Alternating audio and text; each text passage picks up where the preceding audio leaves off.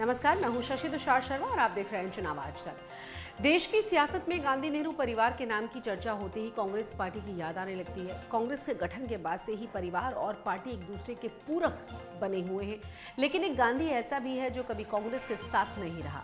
हाल ही के दिनों में उनके कांग्रेस में जाने की अटकलें जरूर लग रही थी, लेकिन लोकसभा चुनाव नजदीक आने के साथ ही ये संभावना कम होती नजर आ रही है। जी हाँ, हम बात कर रहे हैं वरुण गांधी की, जो उत्तर प्रदेश के पीलीभीत से बीजेपी के सांसद हैं और 2024 में एक बार फिर से इसी सीट से चुनावी मैदान में ताल ठोकते हुए नजर आ सकते हैं।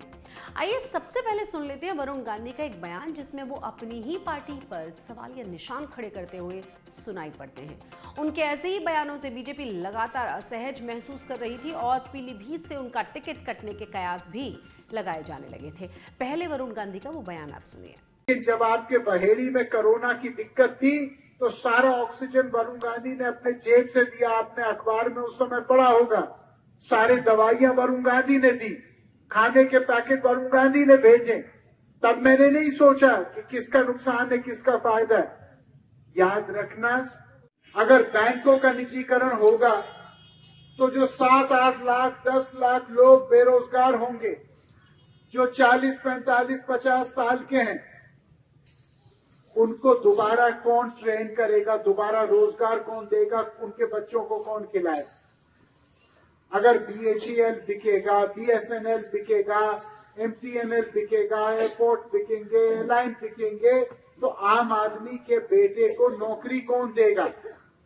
राहुल गांधी और प्रियंका गांधी के चचेरे भाई वरुण के पिता संजय गांधी एक दौर में कांग्रेस की युवा टोली के अगुवा माने जाते थे। 1980 में एक विमान दुर्घटना में संजय गांधी की मौत हुई, तब वरुण केवल थे 3 महीने के। वरुण गांधी का जन्म 13 मार्च 1980 को नई दिल्ली में हुआ। वो करीब 4 साल के थे जब उनकी दादी और उनके समय प्रधानमंत्री रही इंदिरा गांधी की उनके ही सुरक्षा कर्मियों ने गोली मारकर हत्या कर डाली थी। इतनी छोटी उम्र में पिता और दादी को खो देना वरुण की जिंदगी का सबसे बुरा दौर था। वरुण ने दिल्ली के ऋषि वैली स्कूल, मॉडर्न स्कूल और द ब्रिटिश स्कूल से शुरुआती पढ़ाई की है। उन्होंने लंदन यूनिवर्सिटी से अर्थशास्त्र में डिग्री ली है। लंदन से पढ़ाई के बाद वरुण ने राजनीति में आने का फैसला किया। 1999 में उन्होंने अपनी मां मेनका गांधी के लिए चुनाव प्रचार किया और बाद में उन्होंने 2004 में बीजेपी की सदस्यता ली। 2004 के चुनावों में उन्होंने बीजेपी के लिए खूब प्रचार किया। मीडिया रिपोर्ट्स के मुताबिक प्रमोद महाजन ने वरुण गांधी की सियासी एंट्री करवाई। उन्होंने इसके लिए अटल बिहारी वाजपेयी और लालकृष्ण आडवाणी को मनाया था। हालांकि उस वक्त वरुण की उम्र कम थी, इसीलिए उन्होंने पहला चुनाव लड़ा 2009 में। तब मां मेनका गांधी ने बेटे के लिए पीलीभीत सीट छोड़कर बरेली के आमला लोकसभा क्षेत्र का रुख कर लिया था।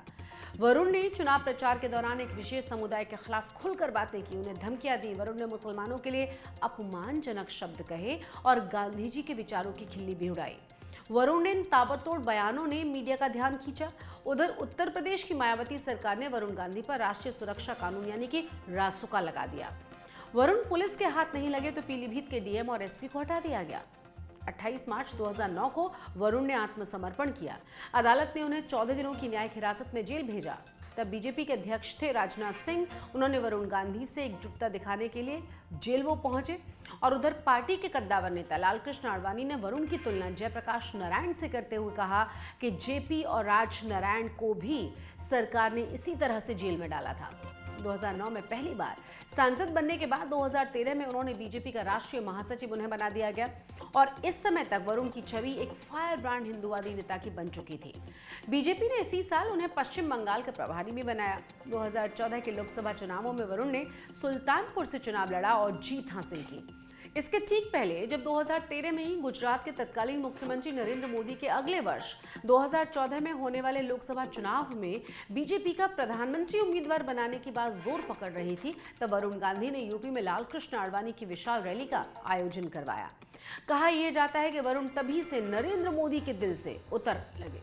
2015 में उत्तर प्रदेश विधानसभा चुनाव होना था। बातें उन्हें उत्तर प्रदेश के मुख्यमंत्री पद का बीजेपी उम्मीदवार बनाए जाने की होने लगी थी। इसको लेकर पार्टी पर परोक्ष दबाव भी बनाया जाने लगा था। तब मोदी का मन और भी खट्टा हो गया। इसके बाद से बीजेपी के भीतर वरुण गांधी की अहमियत कम होने लगी। 2019 में वो फिर से पीलीभीत से लड़कर सांसद बन गए, लेकिन न तो उन्हें ही और न उनकी मां को मोदी कैबिनेट में जगह दी गई। इसके बाद से वरुण गांधी अपनी ही पार्टियों की नीतियों के खिलाफ खुलकर बोलने लगे। वो महंगाई, बेरोजगार और अग्निवीर योजनाओं को लेकर बीजेपी पर सवाल खड़े करने लगे।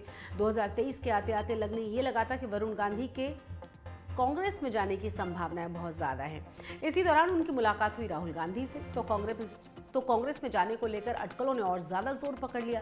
हालांकि अब उनके तेवर बदले बदले नजर आ रहे हैं। सुनिए जरा उनका ताजा वाला बयान। ये संकल्प हम हर किसी को अपने अंदर पैदा करना है, उजागर करना है। आज के इस कार्यक्रम को मैं एक राष्ट्रभक्त कार्यक्रम के रूप में देखता हूँ। मैं इस उपलब्धि को के रूप में एक जनप्रतिनिधि के रूप में धन्यवाद करना चाहता हूँ नेतृत्व को, देश के प्रधानमंत्री को। और मैं ये कहना चाहता हूँ पीलीभीत के जनप्रतिनिधि के रूप में कि सब लोगों के तरफ से मैं धन्यवाद देना चाहता हूँ। लंबे समय के बाद वरुण गांधी अब मोदी की तारीफ करने लगे हैं। करीब 4 साल के बाद वो पीलीभीत में बीजेपी के एक कार्यक्रम में शामिल हुए थे और अब माना यह जा रहा है कि फिर से बीजेपी के टिकट पर वो पीलीभीत से चुनाव लड़ सकते हैं। उम्मीद है आपको हमारा ये वीडियो पसंद आया होगा और अगर आपको पसंद आया तो चैनल को लाइक करना और सब्सक्राइब करना बिल्कुल न भूलें। चुनावों से संबंधित तमाम खबरों के लिए, जानकारियों के लिए आप देखते रहिए चुनाव आज तक को। फिलहाल मुझे इजाजत दीजिए। नमस्कार।